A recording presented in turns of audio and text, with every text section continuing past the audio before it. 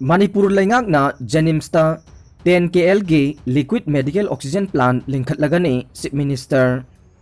COVID-19 na naraba miyoising layengba mathau tariba oxygen Manipur da leriba ana layeng sangsingda marang kaina phanganaba laingakna thabak paikhatpa haurai oxygen marang kaina phanganabagi damak Chief Minister N Biren gi midyeng makada State Health Department na maruoiba thodang lawduna Janims Hospital gi manungda chaurakna oxygen jumbo cylinder 10 kiloliter tungsinduna thamba ngambi liquid medical oxygen LMO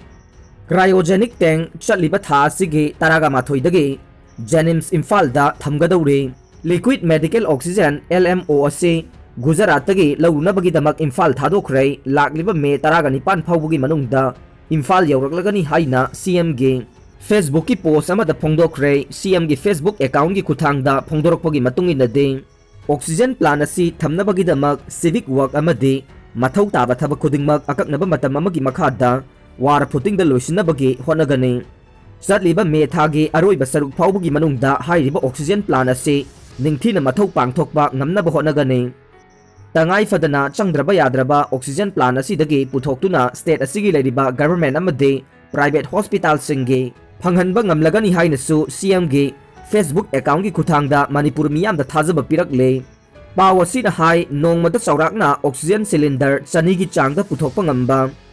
pressure saving absorption PSA oxygen plant ani amasu hapsinnabagi damakta mathau taba masak mathum kaya amasu Janims Imphal gi damakta Ahmedabad amadi Bharat ki atai state singdagi athuba matamda pusilaklagani haire panba yabadi state asida oxygen gi awaba se kokhanabagi damakta State Health Department na Chief Minister N Biren gi midyeng makada mangjawnana RIMS amadi Janims animakta oxygen plant amamam lingkhatuna mathau taba thabak haukrabani loinana Thoubal amadi Churachandpur district asu oxygen plant amamam lingkhatuna oxygen marang kaina puthoknabagi thabak paikhatkani haina phongdokhiba leikrabani lupa crore amaga lak yangkhairom gi senfam Chief Minister na pithoklagani haibadagi yumsana ngasidagi Janims ta chana thaknaba polam supply tawba haukhre Janims Hospital da layeng duna lariba anaba singi chana thaknabagi polam haibadi diet and dry ration supply tawbagi thabak ase kaisampata lariba yumsa protein foods na chathaduna lakhe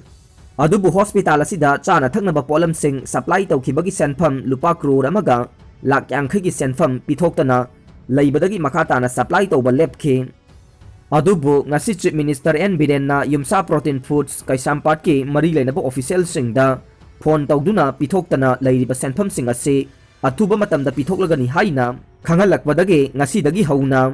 makhatana yumsana mahusagum Janims Hospital da chana thaknaba polam sing supply tawba haukhre haire pause asiga yumsa protein foods kaisampat ki machinchat pamiyoi amaga phone da wari sanaba matamda phongdorokhibade Janims Imphal da yumsa protein foods kaisampat na anaba singda nungtigi oina breakfast ki cha amasung bread ayuki na chaklen gi chak nga thongba hawai thongba amasung mana masing gi mathel ama numidang wairam chana thaknaba yerum amasung sangom numidang chaklen gi oina chak nga thongba hawai thongba amasung mana masing gi mathel ama phanganabagi damakta hanadagi hauna supply tawduna lakhi adubu ing 2019 gi June thadagi ngasi phawba numit khudingi leptana tawrakhiba supply singi pithokpam thokpa bill gi me taraga ni thoi phawbugi manungda pithokpi haina khangankhe adubu thabak oina pangthoktabadagi chana thaknaba polam sing supply tawba lepkhibani haire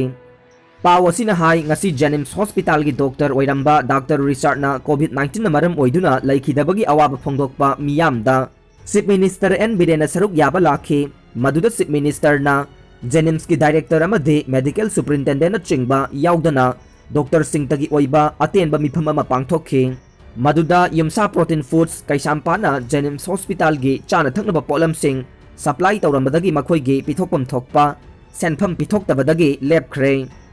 maduna chana thaknaba polam sing hauzik Janims ta leriba anaba sing amadi atai mari leinaba singna chaba phangdabagi awaba mayoknare haina phongdokhi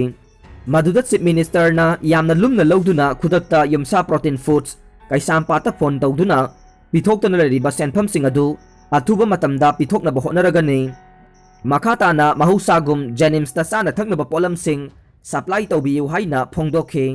Chief Minister gi wafam asibu yumsagi maikaidagi taramna okpaga loinana mapung phaba thajaba thamduna ngasidagi hauna yumsana mahusagum Jenimsta chana thaknaba polam supply tawba haukhibani hairi Myanmar gi Tamu town da Myanmar lanmi singna thomjilakpadagi Tamu gi praja sing lanjenaba haure Myanmar gi lanmi na Myanmar gi laingak paisinduna lairiba asibu yaningdaba phongdoktuna lakliba me kunda Myanmar gi pro democracy kangbuna sinduna Laibak sinba thungna miyam gi oiba achauba khongset ama chatuna lanmi gi laingak asibu yaningdaba phongdokadawre